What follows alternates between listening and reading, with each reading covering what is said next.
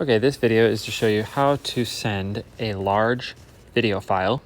You can do it over email or texting. So if you just go into your photos, okay, I had it already open, but this is a long video. You can see it is, 4.5 minutes.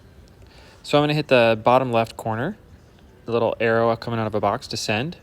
And you notice up at the top, there's a thing that says options. If you click that, you can select iCloud link, okay? And I would recommend turning on all photo data also, making sure all that's on. So once you select that, just hit done. And then you can either text it or email it, and it will send it as an iCloud link. So let's just go like this, and you need to upload it. So you'll notice you're attempting to upload a large video.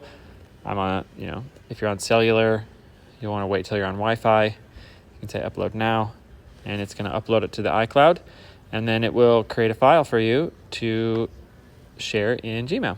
See, there it is. And you can text that also. So we can go back, discard, and let's say we're going to text it. Upload now. It creates a link.